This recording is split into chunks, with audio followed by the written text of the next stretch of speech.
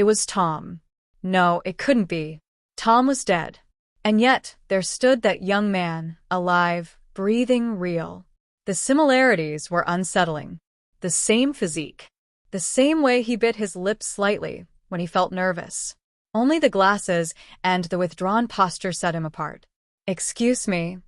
The young man's voice broke the silence. He looked at Andrius hesitantly, unsure if he was interrupting something.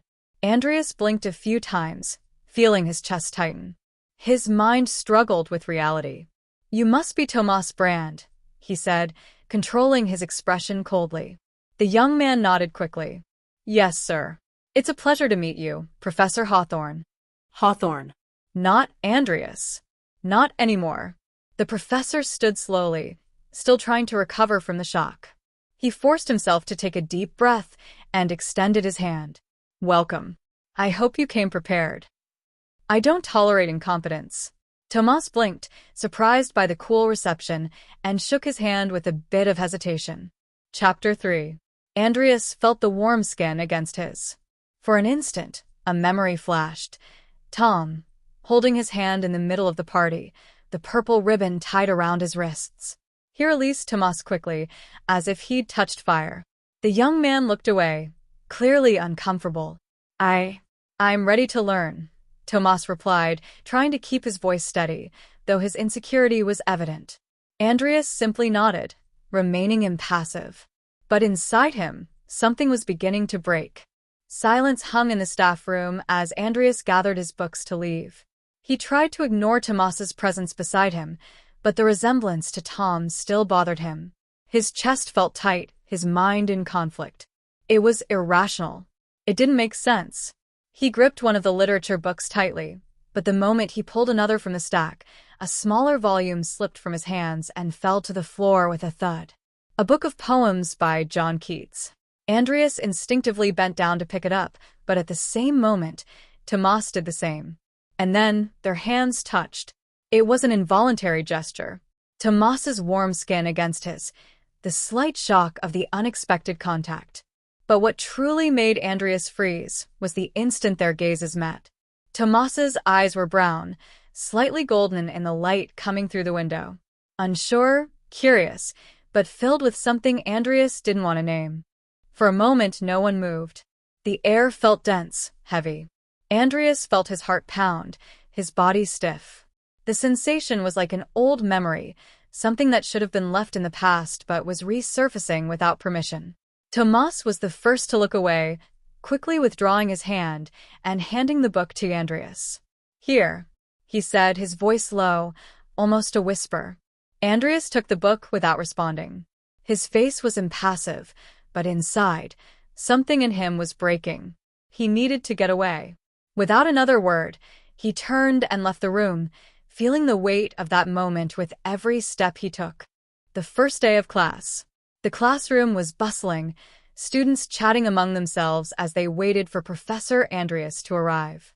The hubbub was typical of a first day of class, full of anticipation and new things. When the door finally opened, the room instinctively quieted. Andrius entered first, carrying his books with his usual rigid posture and serious expression. Right behind him, Tomas entered, a little hesitantly, but trying to maintain a professional demeanor. "Good morning, everyone," Andrius began, his voice firm. "Before we start class, I want to introduce you to our new course assistant. This is Tomas Brand." At the name, some male students glanced curiously, but it was among the female students that the reaction was most noticeable. A group of girls in the second row exchanged excited glances, small smiles appearing on their lips. One of them whispered something to her friend, who stifled a laugh. "Hello, everyone," Tomas said, adjusting his glasses and trying to appear confident. "I hope I can help you with whatever you need."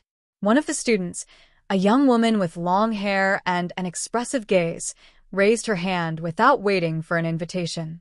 "Professor Tomas, are you new in town?" Andrius narrowed his eyes, irritated by the boldness of the question. "That's not relevant to the class," he cut in, his voice harsher than he intended. But Tomas smiled, trying to ease the tension. Yes, I'm new here. I just graduated, and I'm excited to work with you. The answer only served to increase the students' excitement. Some chuckled softly, exchanging knowing glances. Andrius felt a knot form in his stomach. He didn't like the way Tomas captured the class's attention so easily. It wasn't just the fact that he was young and handsome, which clearly impressed the students, but also his approachability, the way he communicated naturally. During class, Andrius realized something even worse. Tomas was good. Very good. The students quickly warmed to him. He explained patiently, helped those with questions, made little jokes that broke the ice, and even the most disinterested seemed to pay attention. It was as if he had a natural gift for dealing with young people, something Andrius never had or even tried to achieve. As he wrote on the board, Andrius glanced at Tomas interacting with the students and, for a moment, felt a chill. It wasn't Tomas he saw there. It was Tom. The way he gestured. The sparkle in his eyes when he talked about something he liked. The way he leaned in slightly to listen better. It was as if time had tied itself in knots, bringing a ghost from the past to haunt him. Fright ran through him like a shock. He gripped the chalk tightly, his fingers twitching. No. This couldn't be happening. Taking a deep breath, he focused back on the board, trying to push his thoughts away. But the discomfort remained. And worst of all, part of him didn't want to look away. I hope you enjoyed today's chapter. If you've watched this far, don't forget to like, share, and subscribe for more videos. See you in the next chapter of The Smiling Ghost. Preview Chapter 5, The Weight of Words. The morning was going too well for Andrius's liking. The students were attentive. Tomas integrated himself into the class with irritating ease, and even the most disinterested seemed to like him. This bothered Andrius more than it should have. He didn't like distractions.